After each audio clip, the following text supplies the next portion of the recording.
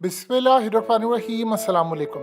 ये red line आप तसव्वुर कीजिए, अगर पंजाब के अंदर इमरान खान की हुकूमत ना बनी, ये जहन में रखिएगा, तो जो नाम इमरान खान ने अपनी कत्ल वाली वीडियो के अंदर सेफ रखे हैं या बताए हैं, वही नाम आप देखेंगे कि आहिस्ता आहिस्ता मंजर आम पर आना शुरू हो जाएंगे।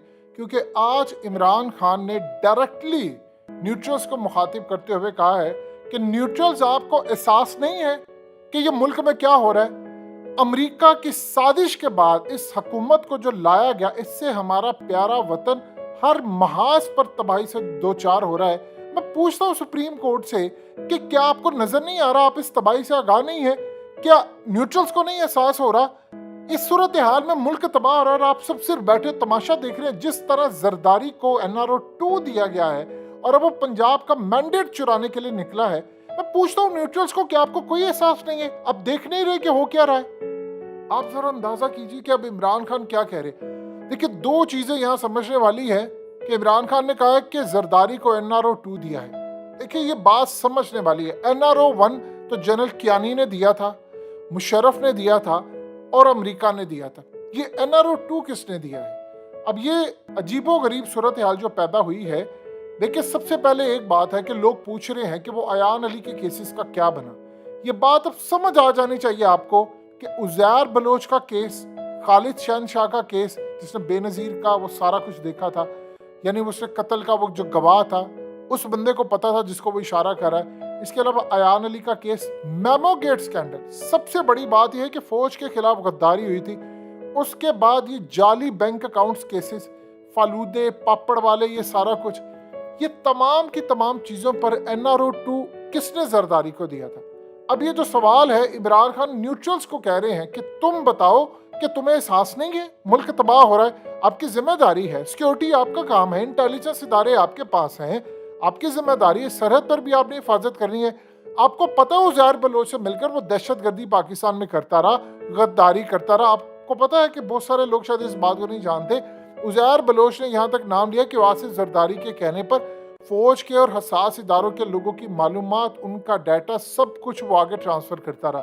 अब आप सोचिए, इतने बड़े केस में क्लीन चिट किसने दी है आसिफ जरदारी को? देखिए, एक बात आप अच्छी तरह समझ लें, इमरान खान अब तपे बैठे हैं। उन्होंने कहा कि मैं अब लड़ूंगा जरदारी से, लेकिन साथ उन्होंने कहा है कि न्यूट्रल जिम्मेदार है। एहसास उनको होना चाहिए। आप बताएं, आपको रखा हुआ हमने सिक्योरिटी के ऊपर, आप ये कर क्या रहे हैं? जाहिर सी बात है, न्यूट्रल का मतलब वो पाकिस्तान के इदारों को कह रहे हैं कि आपकी जिम्मेदारी है अंदरून और बैरूनी तौर पर मुल्क तबाह। आप कर क्या रहे हैं? आसिफ जरदारी को देखिए, ये समझने वाली बात है। हकीकत टीवी ने खबर ब्रेक की थी, जरदारी को ऑर्डर गया था ऊपर से, और ऑर्डर गया था कि तुमने हमजा शहबाज और शहबाज शरीफ की हुकूमत बचानी है।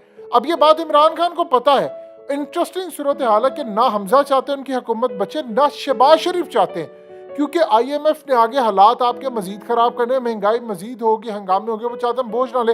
लेकिन चूंकि उनको मुसल्लत किया गया है चोर दरवाजे पर, और चोर दरवाजे से जिन्होंने इनको मुसल्लत किया है, अगर ये उनकी बात नहीं मानेंगे तो इनकी जमानतें भी मनसूख हो जाएंगी, जेलों में जाएंगी। तो इसलिए वो चुप करके बैठे हैं। अब आप सोचिए, अब आपको समझ आई है कि जरदारी हो, शहबाज शरीफ हो, ये सारे लोग कठपुतलियां होती हैं। इनके केसेस का फैसला क्यों नहीं होता? क्योंकि इनके केसेस का फैसला अगर ये कर दे, इन्हीं से बाद में हुकूमत करवा कर पीछे डोरियां इनकी हिलाई जाती है और इनके जरिए पूरा मुल्क चलाया जाता है, यानी फैसले कोई और करता है आगे। अब आपको क्या लगता है कि आसिफ जरदारी बचा रहे इसकी हुकूमत?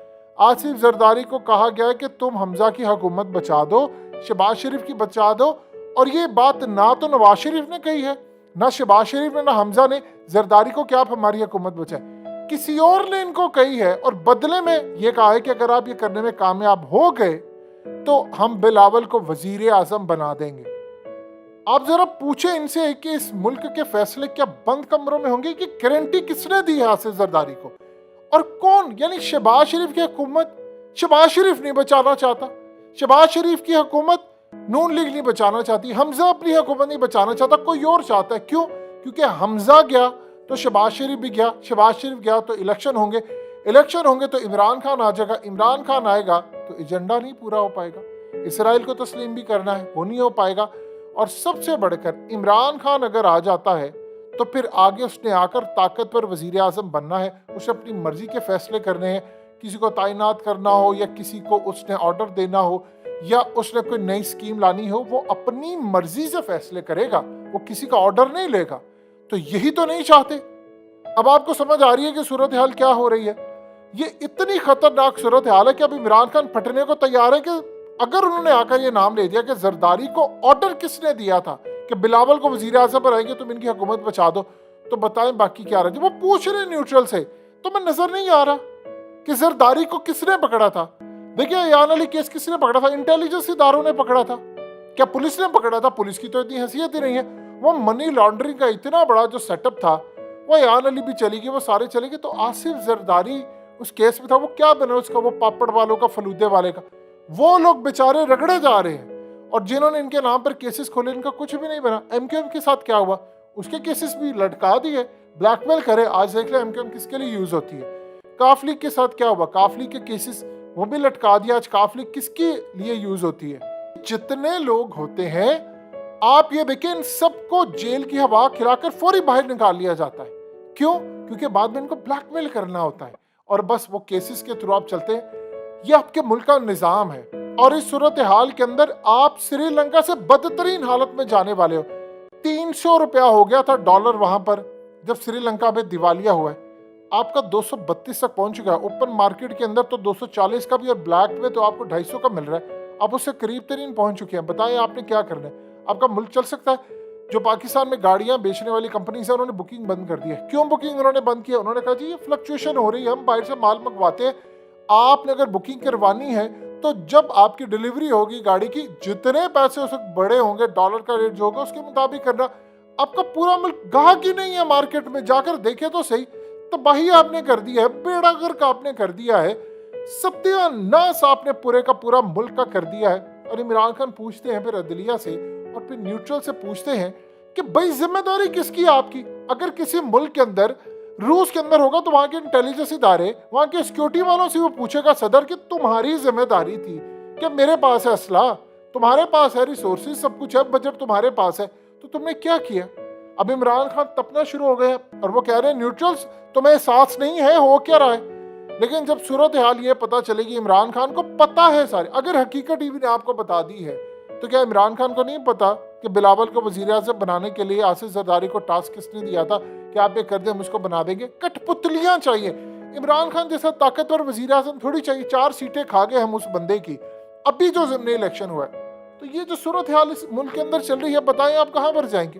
कि बेड़ा गर्क आपके मुल्क का हो रहा है और पूरी तरह हम लोग शामिल हैं, यानी टॉप से लेकर निचली सतह पर सब लोग हम लोग शामिल है इस बर्बादी के अंदर। और फिर हम कहते हैं कि जी वो फलाना था फलाना था।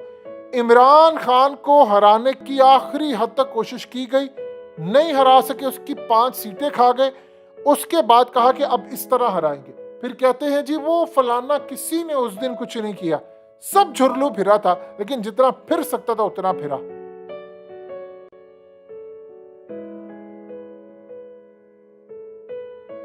हकीकत टीवी को सब्सक्राइब करना मत भूलें, वीडियो को लाइक करें, शेयर करें और कमेंट सेक्शन में अपनी राय का इजहार ज़रूर करें।